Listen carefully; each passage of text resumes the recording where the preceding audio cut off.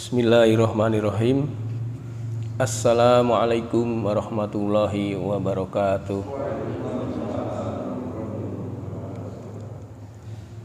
Innal hamdalillah nahmaduhu wa nasta'inuhu wa nastaghfiruh wa na'udzu billahi min shururi anfusina wa min sayyiati a'malina.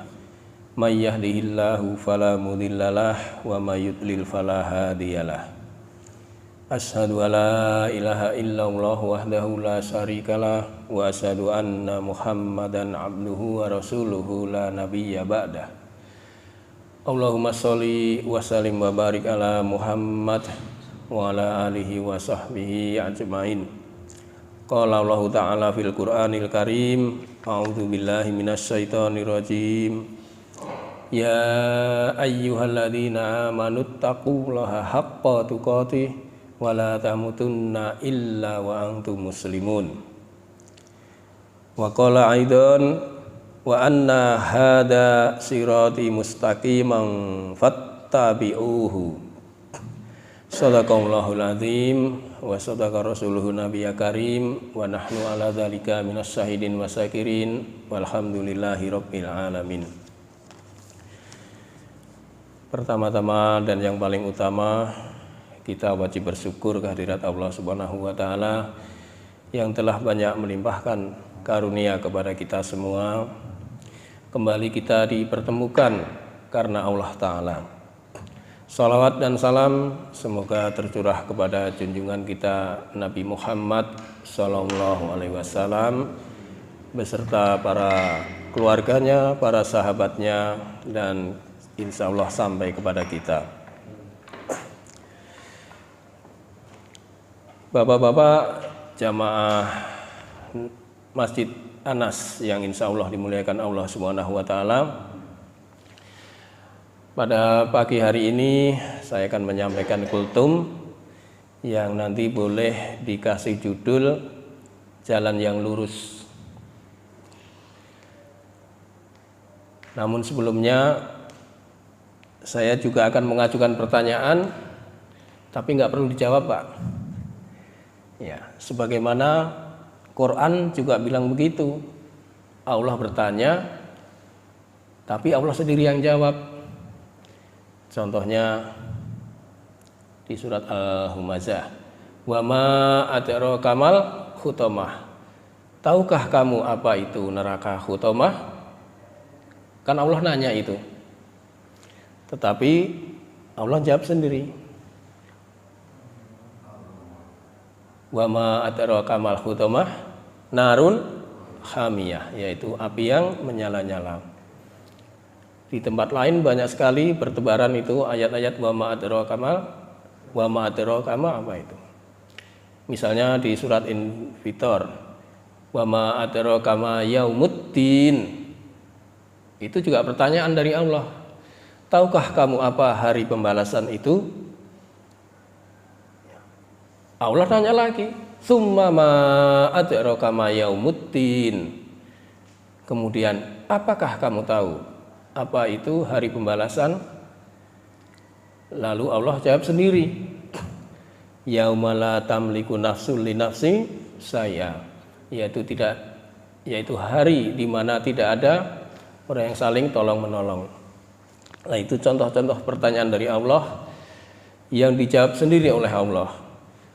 Begitu juga pada pagi hari ini saya juga akan menyampaikan beberapa pertanyaan yang tidak perlu dijawab oleh bapak-bapak.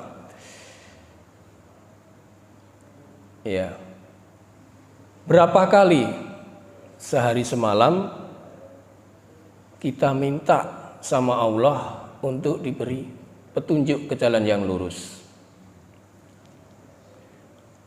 Minimal 17 kali. Ya, kalau bisa nih bapak-bapak udah sepuh-sepuh, kalau bisa ditambahin lah ya. Jangan pas 17 kali ya Pak ya. Karena ada sholat rawatibnya, nanti minta juga. Ada sholat suruknya, ada sholat duhanya, dan yang lain-lainnya. Sehingga tidak hanya yang wajib aja kita minta kepada Allah untuk diberi jalan yang lurus, tapi tempat-tempat atau sholat-sholat sunnah kita minta ditunjuki jalan yang lurus juga. Kenapa kita itu terus menerus mepet-mepet Allah itu untuk minta diberi jalan yang lurus? Yang pertama, supaya kita tidak sesat. Ya. Yang pertama, supaya kita tidak sesat. Yang kedua, supaya tidak tercerai-berai. Yaitulah jalan yang lurus. Lalu apa jalan yang lurus itu yang dimaksud? Yang di dalam surat Al-Fatihah, ihdinas siratal mustaqim. Tunjukilah kami ke jalan yang lurus. Ya. Jalan yang lurus itu seperti apa gitu. Allah juga terangkan di dalam surat Al-An'am ayat 153, surat ke-6 ayat 153. Bagi yang punya aplikasi bisa dibuka. A'udzubillahi minasyaitonirrajim. Wa anna hadza sirati mustaqiman fattabi'uhu. Inilah jalanku yang lurus, kata Allah, maka ikutilah. Wala fattabi'u subula fatafarraqa bikum an sabilihi dzalikum wassaqum bihi la'allakum tattaqun. Dan janganlah kamu mengikuti jalan-jalan yang lain, ya, yang akan mencerai-beraikan kamu dari jalan Allah. Jadi kalau kita mengikuti jalan-jalan lain selain jalan yang digariskan oleh Allah, maka berpotensi untuk bercerai-berai. Demikian Dia memerintahkan kepada kamu agar kamu bertakwa. Ya. Yaitulah yang dimaksud dengan jalan yang lurus, yaitu Al-Quran. Inilah jalanku yang lurus, kata Allah, yaitu Al-Quran. Nah, jalan yang lurus itu diberikan kepada Allah dengan penuh kenikmatan. Ya, di mana ayat selanjutnya di dalam surat Al-Fatihah itu ihdinas siratal mustaqim siratal ladzina an'amta 'alaihim. Ya, yaitu jalannya orang-orang yang telah diberi nikmat. Jalan orang yang telah diberi nikmat. Kita bertanya sekarang, siapa yang telah diberi nikmat oleh Allah itu? Allah menjawab di dalam surat An-Nisa ayat 69.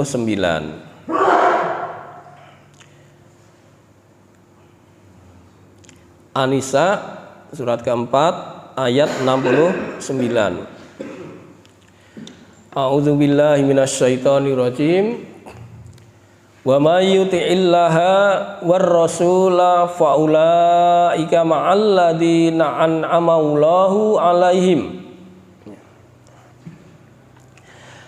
Dan barang siapa yang taat kepada Allah dan Rasulnya, maka mereka itu bersama-sama dengan orang yang diberi nikmat oleh Allah. Siapa yang diberi nikmat? Yaitu min nabiyyi, yaitu para nabi, wassadiqin, orang-orang sidik, orang-orang yang benar, wasyuhada, orang-orang yang berjalan di jalan Allah, kemudian wassolihin, yaitu orang-orang yang baik. Jadi kriterianya ada 4 tadi, ihdinas siratal mustaqim siratal ladzina an'amta 'alaihim, yaitu tunjukilah kami ke jalan yang lurus, yaitu jalannya orang-orang yang telah diberi nikmat. Nah, orang yang telah diberi nikmat ini Allah katakan yaitu para nabi, para sidikin, para syuhada, dan orang-orang soleh.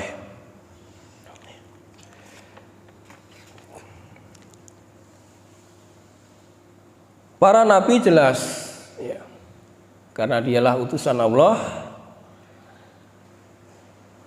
orang yang janjinya benar, orang yang amar ma'ruf nahi mungkar ya, baik menyuruh sholat kepada keluarganya, membayar zakat, dan mereka itu dicintai Allah Subhanahu wa ta'ala, yaitu para nabi. Maka kalau kita minta kepada Allah, tunjukilah jalan yang lurus seperti mereka, seperti para nabi, rasanya kalau sekarang sulit ya Pak ya. Kita minta di petunjuk jalan yang lurus, tetapi jalan yang lurus itu jalankan seperti bagaimana nabinya gitu. Kita mengikuti nabinya. Kemudian yang kedua yaitu para sidikin, yaitu para orang yang benar. Ya, orang yang benar itu sebagaimana nabi juga. Nabi adalah orang yang benar. Dan kita termasuk orang yang membenarkan.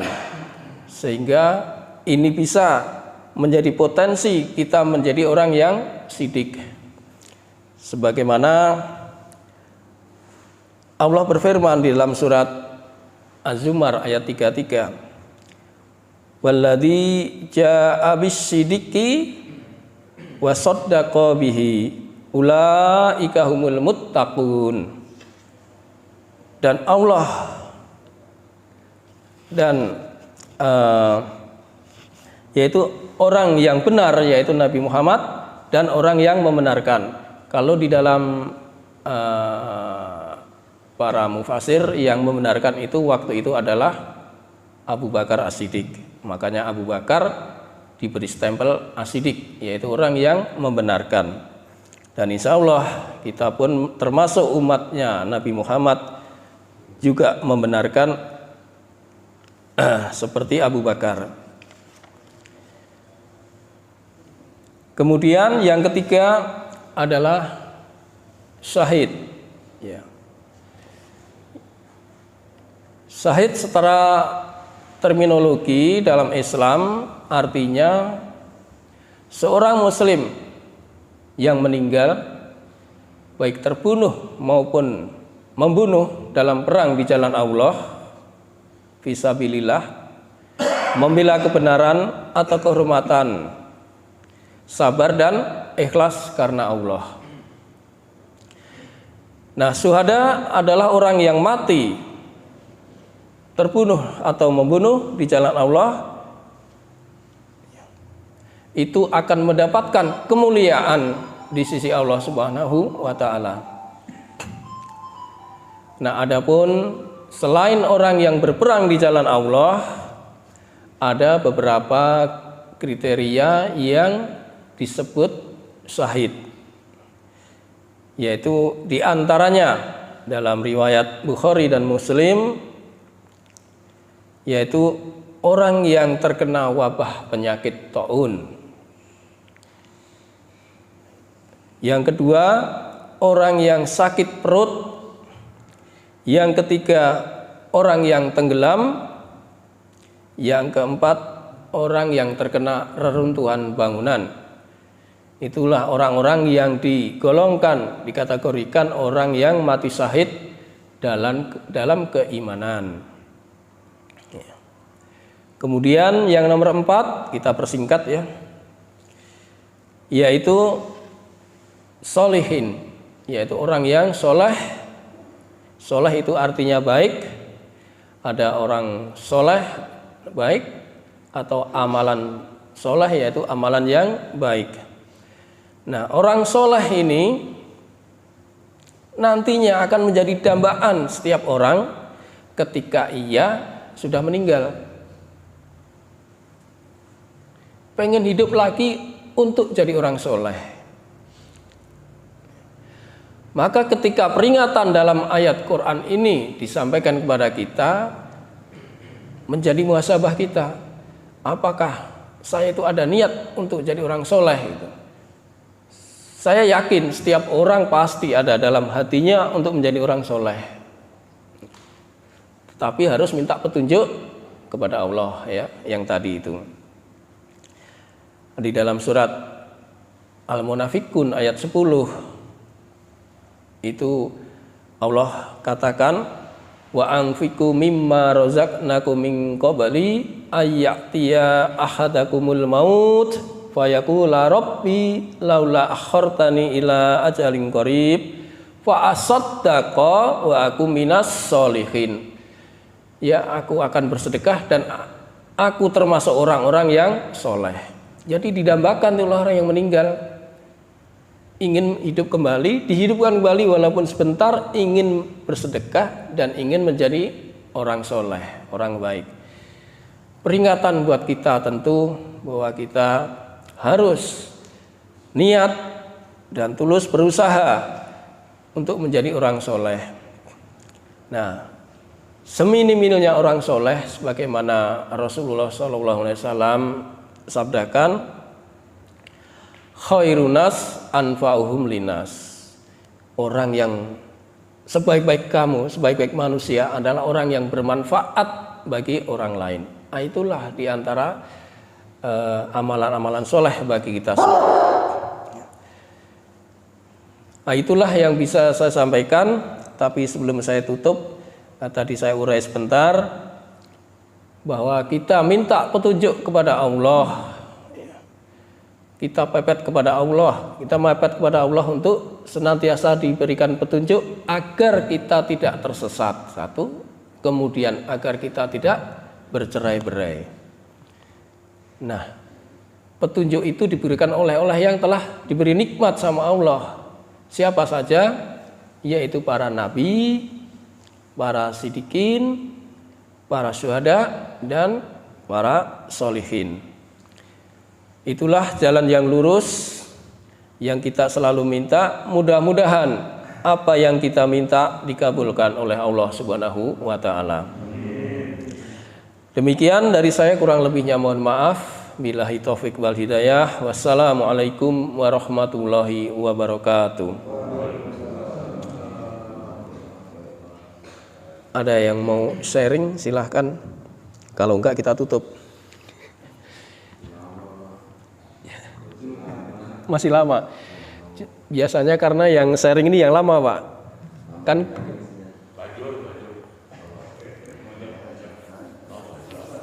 makanya ini udah 20 menit, jadi kultumnya udah lebih ini. Boleh, mau nambah, mau sharing silahkan. Bismillahirrahmanirrahim. Assalamualaikum warahmatullahi wabarakatuh. Waalaikumsalam warahmatullahi wabarakatuh. Ya, nama barangkali tadi dalam rangka kita untuk mencari jalan yang lurus, biasanya di akhir sholat kita itu sebelum salam itu ada doa ya. Kalau nggak salah ada doa yang kita minta 4 perkara, yaitu doanya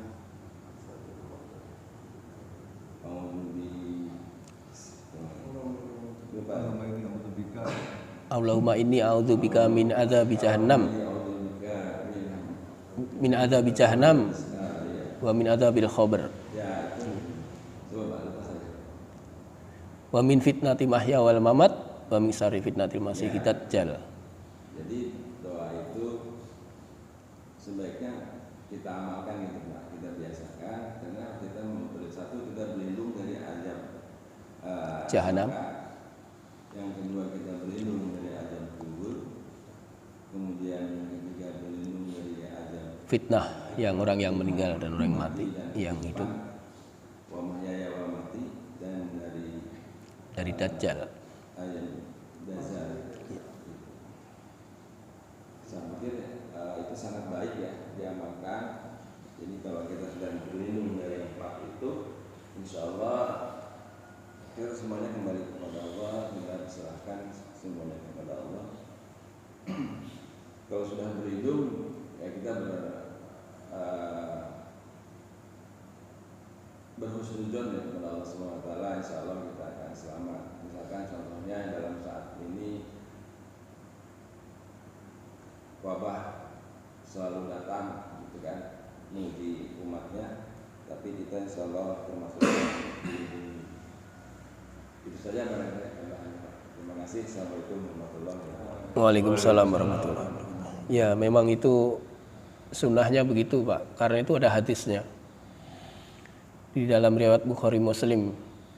Itu saya sudah dari kecil, Pak, alhamdulillah sudah mengamalkan setiap sebelum salam itu saya berdoa di at-tahiyat terakhir itu.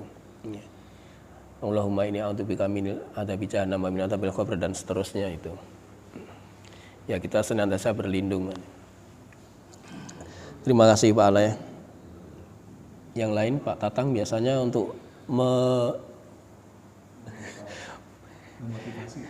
memotivasi dan menggairahkan suasana ini. Ya, saya baru ingat ya doanya ya.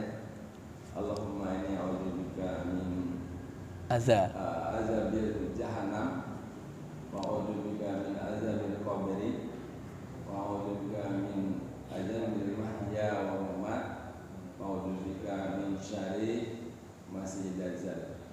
Itu doanya. Bagus itu. Doa yang sahih. Itu simpel saja ya, nggak sampai 1 detik saja. Iya.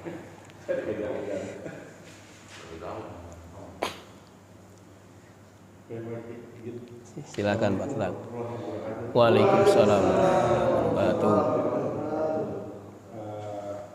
Tadi Pak Ustadz bilang katanya ya semangatin, ya, disemangatkan.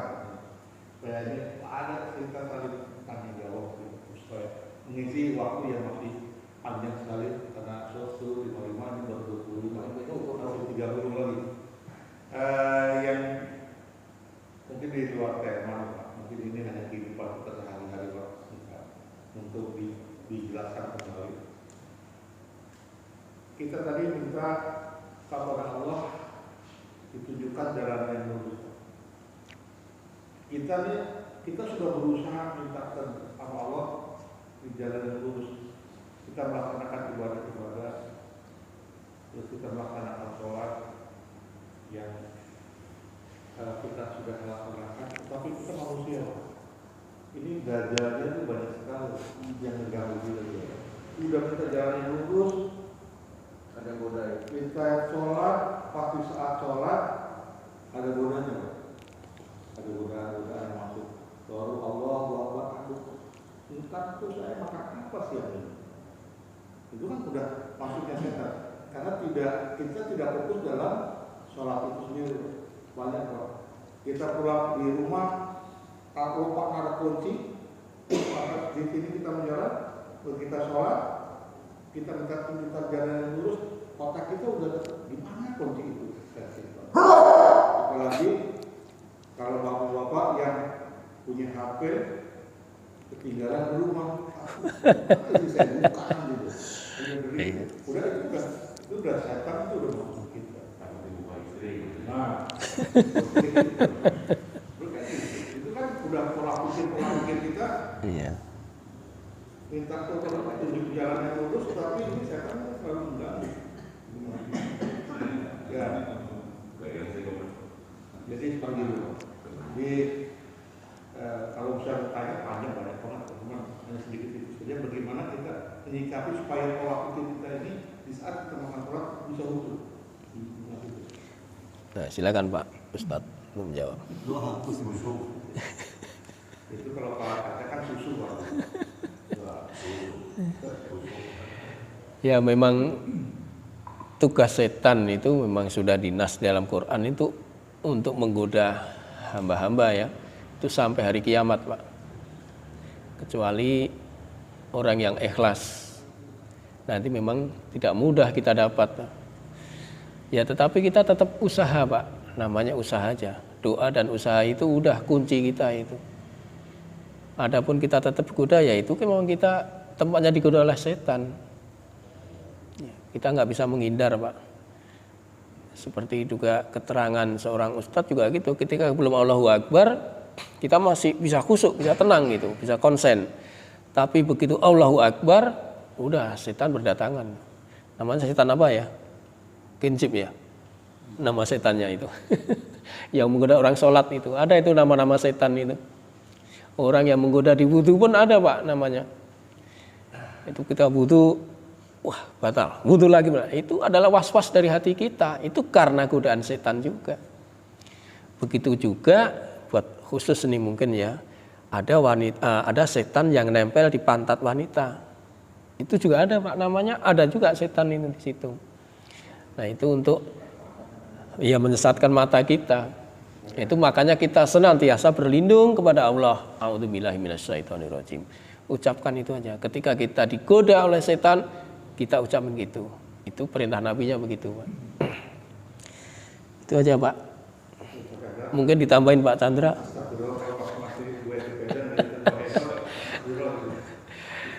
Cuma saya lupa nama setannya, Pak, karena saya nggak mau ngapalin itu.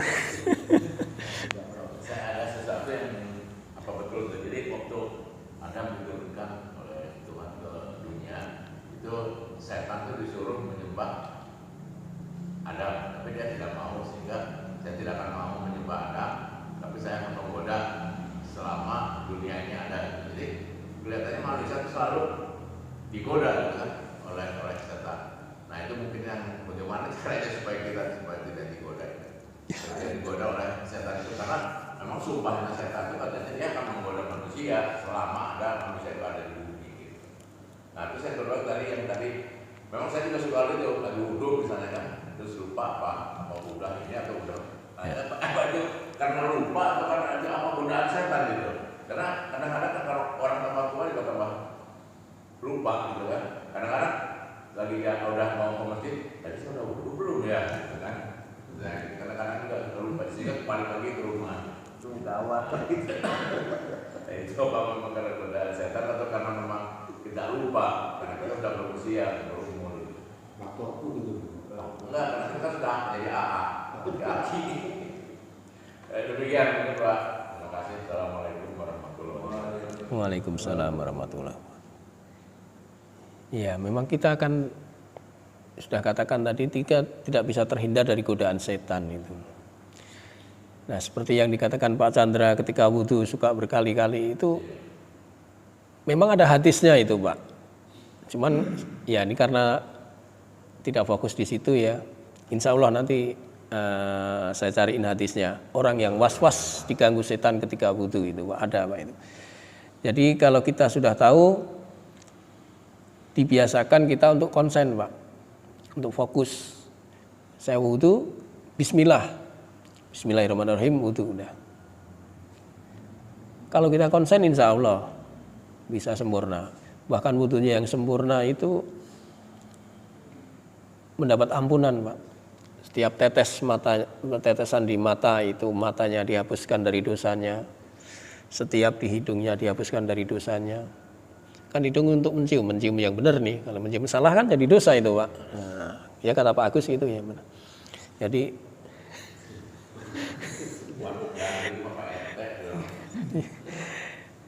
kalau saya lihat kesimpulannya ini maksudnya Pak Chandra nggak fokus tapi nyalain setan.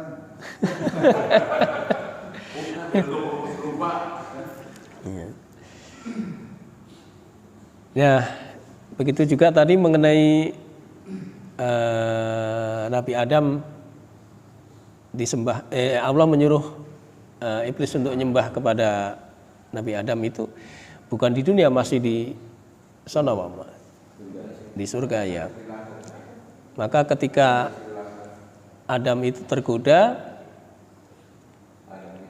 Allah murka, maka diturunkan Adam dan iblis itu ke bumi.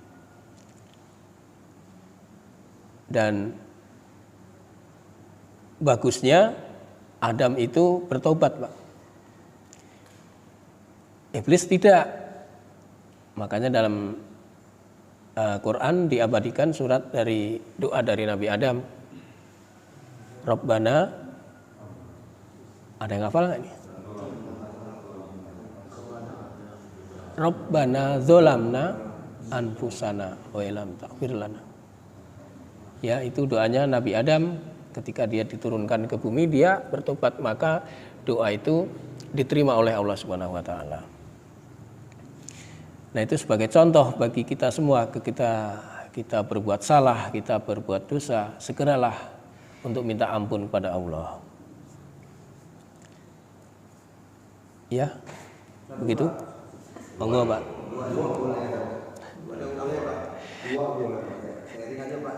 Ini kalau niat sholat kan kita udah terlalu ingin khusyuk. Nah, ini saya pernah alami niat baca Al-Allah, tapi ternyata tanpa sadari saya baca aduhah. Itu tuh goda setan atau apa saya yang dalam benar saya baca dalam bahasa Arabnya saya akan dilanjutkan Al-Allah dulu.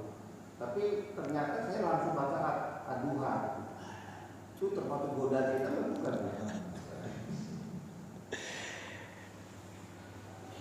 Saya belum nemu itu, Pak, etisnya, Pak. Tapi Berarti masih manusiawi, Pak. Masih manusia berarti. Iya, mau baca surat A, tapi ternyata begitu selesai amin lah surat B ya saya baca tanpa sadar. Tapi separuh jalan baru ingat. tapi secara akal ya, Pak, itu tidak fatal, Pak, itu. Tidak batal. Tidak fatal ya. Dia tanya itu goda setan apa? Iya. Kita kan.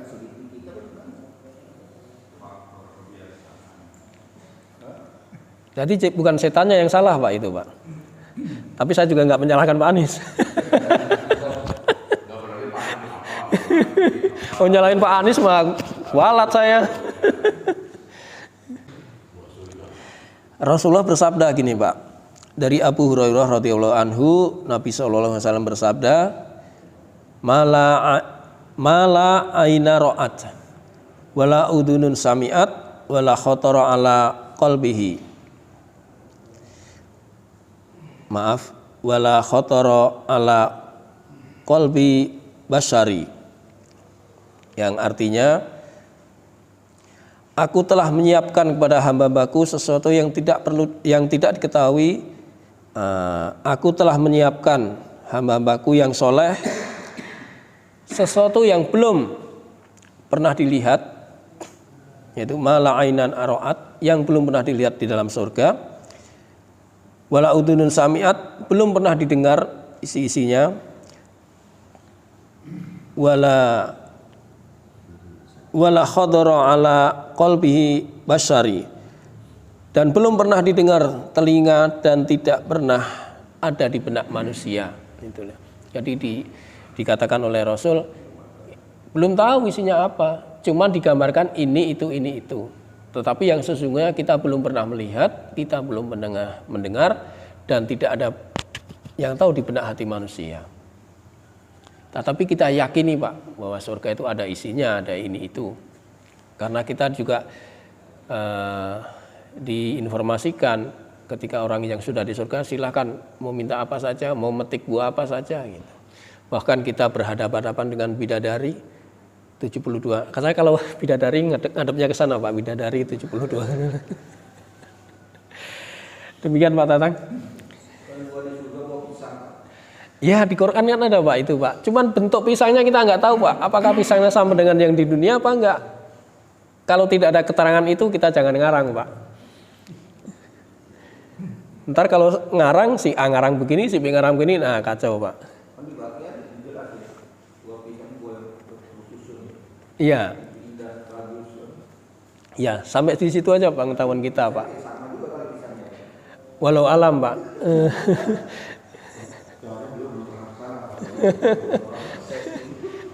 Jadi nama sedikit, Pak, ngurusin Pak Haji Tata yang disampaikan bahwa kalau kita membayangkan ya tadi buah pisang, buah vali gitu, Jahe kan juga disebutkan, Pak. jadi di alam gaib itu yang nanti itu ada namanya itu jangan dibayangkan rasanya sama dengan yang di dunia. Kalau kita masih membayangkan bahwa aneka macam rasa makanan yang ada di surga, berarti kita masih memikirkan syahwat gitu. Syahwat itu kan rasa pengen makan, rasa pengen lihat bidadari saja gitu kan. Bidadarinya kan masih muda-muda yang belum pernah disentuh gitu kan. Iya.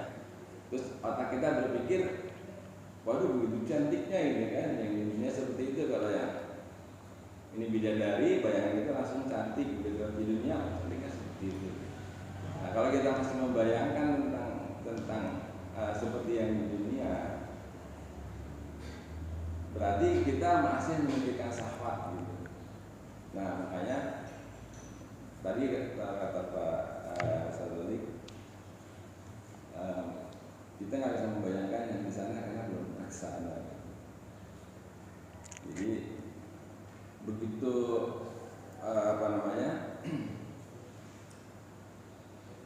kenikmatan Allah itu yang ada di sana pasti akan luar biasa, yang jauh berbeda dengan kenikmatan yang ada di dunia ini.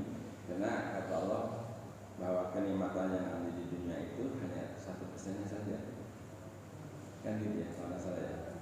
Jadi nikmatnya yang di akhirat itu, makanya begitu sulitnya gitu kita mencapai surga itu, karena nikmatnya mungkin yang luar biasa, yang jauh dari apa yang kita pikirkan.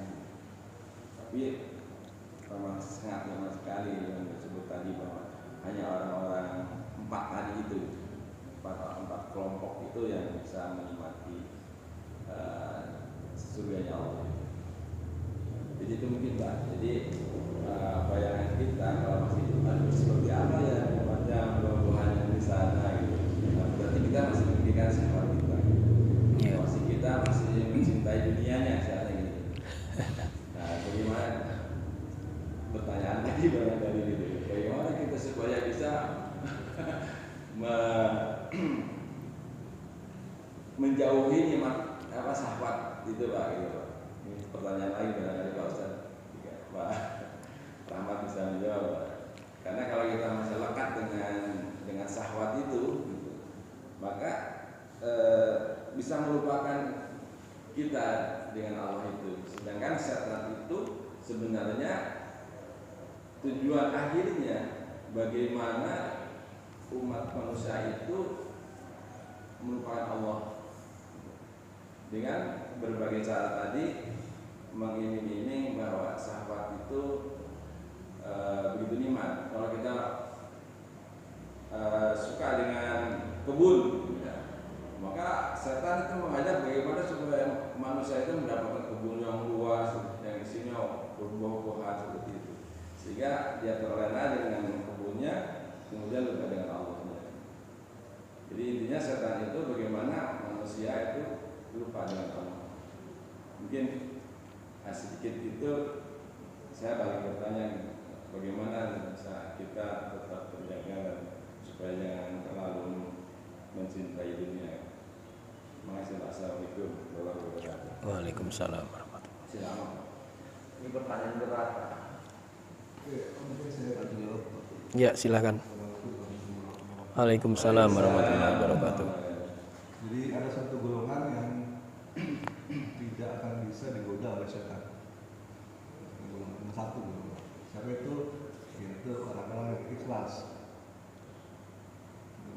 Jadi setan bisa menggoda, dia bisa menggoda semuanya kecuali orang ikhlas yang bisa menggoda. Nah, supaya kita terhindar dari bujuk rayu setan, iblis dan sebagainya, berusaha untuk ikhlas dalam semua aktivitas kita. Berusaha kita sholat ikhlas sholatnya, kalau kita sedekah ikhlas sedekahnya, kalau kita orang lain ikhlas juga kalau kita semua ikhlas. Nah, dengan ikhlas, insya Allah sulit masuk ke tergoda. Kalaupun kita tergoda, akan segera ditarik lagi oleh Allah, balik lagi ke jalan yang lurus tadi, terus takdir naik lagi. Nah, manusia tidak mungkin tidak tergelincir ya, tidak punya dosa. Nah, memang syaratnya supaya tidak tergelincir ya ikhlas. Bagaimana untuk menjadi ikhlas itu udah dan perkara gimana caranya melatih diri sendiri. Misalnya kita sholat ke masjid, misalnya bukan karena nggak enak sama yang lain, nah itu kayak gitu aja itu udah nggak ikhlas. Atau bukan karena nggak enak sama tetangga, nggak enak sama teman, Biar dilihatin. biar dilihatin, nah itu. Karena kita bersedekah juga harus ikhlas. Sampai bila perlu tangan kiri, nggak perlu dengan tangan kanan. Ikhlas itulah merupakan kunci supaya tameng gitu, supaya bagaimana. Makanya kenapa puasa Ramadan itu pahala tidak terbatas. Satu-satunya ibadah yang Allah disebutkan pahalanya. Kalau sholat, baca Al-Quran kan 1 huruf 10 kali. Kalau sedekah, kan sekali sedekah bisa 700 kali misalnya ayatnya ya. Dan begitu. Tapi puasa nggak ada, pahalanya berapa kali nggak ada. Kata Allah, puasa itu pahalanya langsung aku yang menilai. Jadi bukan malaikat yang catat pahalanya. Allah yang menilai. Kenapa? Karena satu-satunya ibadah yang ikhlas itu puasa. Sholat, kita kan kelihatan sholat, orang sholat, rajin ke masjid.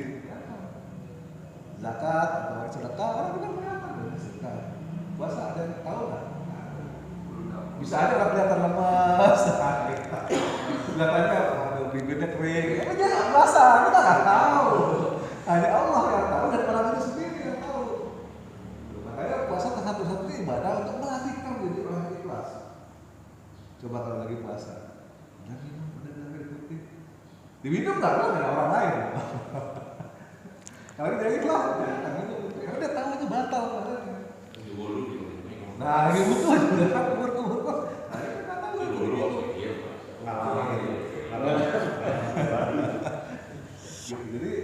Jadi makanya nanti kita akan menghadapi Ramadan. Insyaallah itu adalah melatih diri kita untuk ikhlas. Makanya puasa Ramadan itu menjadi tameng nanti.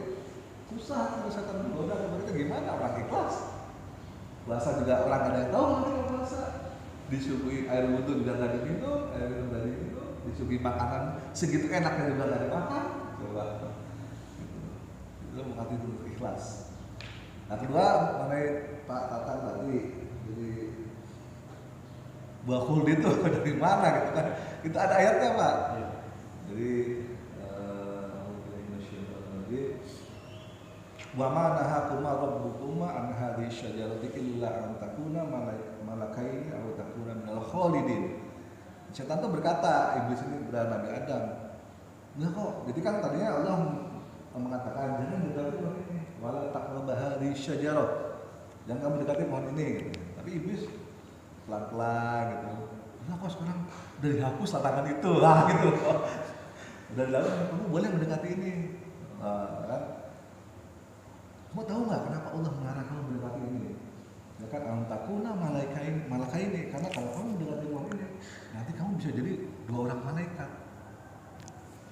Au takuna minal khalidin, dan kamu juga menjadi khalidin. Khalidin itu kekal.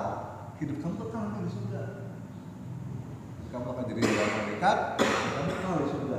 Nah, wa khuldi itu sebenarnya diambil kata khalidin tadi. Ya khalidin itu kekal. Jadi bakul dia udah mereka para ulama supaya gampang dijelaskan makanya menggunakan kata bakuldi. Sebenarnya bakuldi adalah kalimat yang ada di Quran tadi yang disebutkan oleh iblis. Kalimat itu sebenarnya kamu makan buah ini kamu akan kekal di sini selama-lamanya. Kamu akan jadi malaikat tuh. Kalimat kedua nih Adam dan Hawa digoda. Malam pada syajarah maka mereka mencicipi. Badat selalu masauatuhuma. Karena mereka mencicipi mereka jadi telanjang karena itu tadi. Benar ya kisahnya ada itu dalam surat Al-A'raf. Malamma badat saluma sau'atuhuma. Kemudian mereka karena mereka memakan buah khuldi, akhirnya terbukalah auratnya. Karena apa pakaian diberikan di surga oleh Allah itu pakaian takwa. Jadi pakaian takwa sehingga iblis tahu kalau dimakan telanjang kalian. Nah, badat saluma sau'atuhuma wa tufiqa yakhsifan. Akhirnya mereka apa? Mencari daun-daunan untuk menutupi auratnya karena malu. Kisahnya memang itu kisah yang nyata betul dari dalam Al-Quran. Mungkin tadi tambah dari saya. Terima kasih. Assalamualaikum. Yang itu dari Pak. Pertanyaan Pak Allen tadi saya pernah nanya Pak.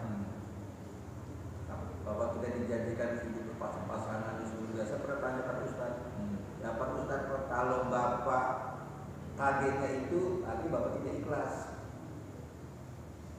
Jadi kita sholat, ya kita apa yang kita lakukan itu biasa. Tapi kalau apa yang dijanjikan Allah terus kita ingin mendapatkan itu, artinya kita tidak ikhlas. Tindakan sederhana tapi banyak dalam. Jadi dijanjikan tapi bukan itu tujuan kita. Kita melakukan keikhlasan. Mungkin dasarnya itu aja Pak. Ya Pak, saya pernah nanya dulu Pak, kayak Bapak dia sanggup Pak. Tapi nggak kita di surga dulu lagi. Sebenarnya ikhlas itu apa sih? Jadi ikhlas itu gampangnya adalah ya kita melakukan segala sesuatu itu hanya karena Allah SWT. Maka sebenarnya level tertinggi itu tadi itu, bahkan surga atau neraka pun kita nggak takut. Kalaupun saya harus masuk neraka karena Allah perintahkan, saya masuk neraka. Itu orang, tapi itu ilmunya udah tinggi banget itu. Pahalanya itu. Jadi kalau kita yang awam, kita diperintahkan, kita wasari'u ila maghfiratin min rabbikum wa jannatin 'arduhas samawati wal ardu lil muttaqin. Segeralah kamu menuju keampunan Tuhan dan surga. Tahu kalau segera menuju surga. Boleh nggak masalah, untuk awam ya. Kita semua ini, kita berharap surga, kita takut dengan neraka itu masalah karena memang ampunan benar seperti itu. Cuman kalau udah mungkin kita levelnya ini tadi, memang sebaiknya kita tidak mengharapkan surga atau tidak takut dengan neraka, tapi kita mengharapkan ridho Allah, takut hanya kepada Allah. Nah, kalau kita mengharapkan surga tapi tidak mengharapkan Allah ya, enggak.